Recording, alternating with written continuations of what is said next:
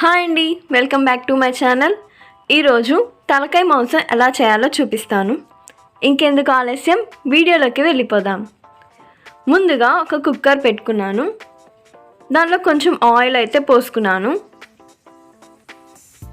అంటే cooker కాగాక oil అయితే వేసుకున్నాను. మరీ ఎక్కువ కాకుండా కొంచెం ఆయిల్. ఆ తర్వాత చెక్క, ఆ తరువాత లవంగాలు, ఆ తర్వాత బిర్యానీ ఆకు అయితే వేసుకుందాం. తర్వాత కరివేపాకు వేసుకుందాం. వేసుకొని ఫ్రై చేసుకుందాం. కొంచెం సేపు ఫ్రై అయ్యాక ముందుగా నేను కట్ చేసి పెట్టుకున్న ఆనియన్స్ అయితే వేసుకుందామండి. ఆ తర్వాత మంచిగా ఫ్రై అయితే చేద్దాం, ఉరామరిగా ఫ్రై చేద్దాం.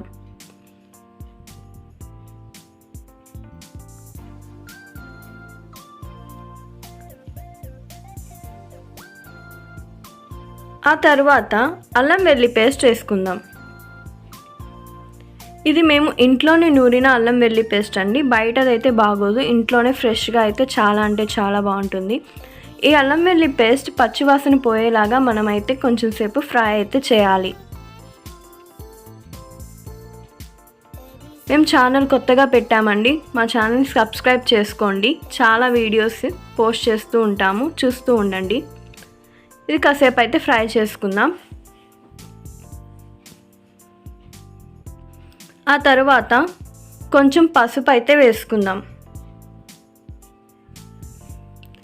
వేసుకొని ఫ్రై చేసుకుందాం. అన్ని రకాల స్నాక్ ఐటమ్స్ ఆంధ్ర స్టైల్ అన్నీ అప్లోడ్ చేస్తాము. అండ్ మాకు పికిల్ బిజినెస్ కూడా ఉంది, త్వరలోనే అప్లోడ్ చేస్తాము. మీకు ఏమైనా పికిల్స్ కావాలంటే నాన్ వెజ్ పికిల్స్ మాకు కమెంట్ పెట్టండి, ఖచ్చితంగా కొరియర్ చేస్తాం మేము. నెక్స్ట్ ఇప్పుడు తలకాయ అయితే వేద్దాం.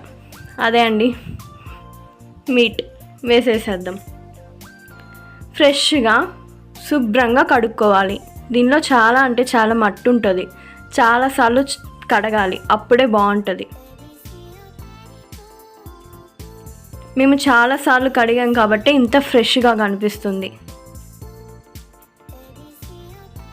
ఈ నాన్ వెజ్ పికిల్స్ గురించి చెప్పాను కదండి, మేము కొరియర్ చేస్తున్నాం ప్రతి ఒక్కరికి, రీజనబుల్ ప్రైజెస్లోనే ఉంటుంది. మీకు ఏమైనా కావాలంటే నాకు కమెంట్ చేయండి వీడియో కింద. నెక్స్ట్ కొంచెం ఉప్పు వేసుకుందాం. మొత్తం కలుపుకుందామండి. ఇది మా అమ్మగారు ఇంట్లోనే చేస్తున్నారండి, home made pickles 100% quality and క్వాంటిటీగా ఉంటాయి. ఇప్పుడైతే కారం వేసుకుందాం. ఈ కర్రీలో కారం అనేది చాలా అంటే చాలా ఇంపార్టెంట్. వేడిగా అది స్పైసీగా తింటేనే ఈ కర్రీ చాలా అంటే చాలా బాగుంటుంది. అండ్ కారం తక్కువ అయితే అస్సలు బాగోదండి. ఇది కర్రీస్లో, చపాతీలో కానీ, రైస్లో కానీ, దోశలోకి కానీ బాగుంటుంది. ఇప్పుడు ఇది 5 or 6 విజిల్స్ పెట్టుకుందాం. నెక్స్ట్ ప్యాన్ పెట్టుకొని ధనియాలు, చెక్క, లవంగా వేసుకొని లైట్గా ఫ్రై చేద్దాం. నెక్స్ట్ కొబ్బరి తరిగి పెట్టుకున్నానండి పేస్ట్ కోసం. ఆ తర్వాత కాసేపు ఆయాక దీనిలో గసగసాలు కూడా వేసేద్దాం. గసగసాల వల్ల కూడా కూర చాలా అంటే చాలా టేస్ట్గా ఉంటుంది. ఆ తర్వాత ఇది చల్లారాక మిక్సీ అయితే వేసేద్దాం. మిక్సీ చేసిన దాన్ని కర్రీలో వేద్దాం.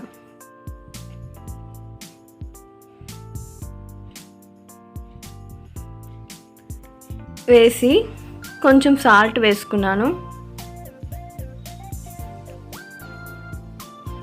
అండ్ మిక్స్డ్ వెల్ మంచిగా తిప్పుకోండి.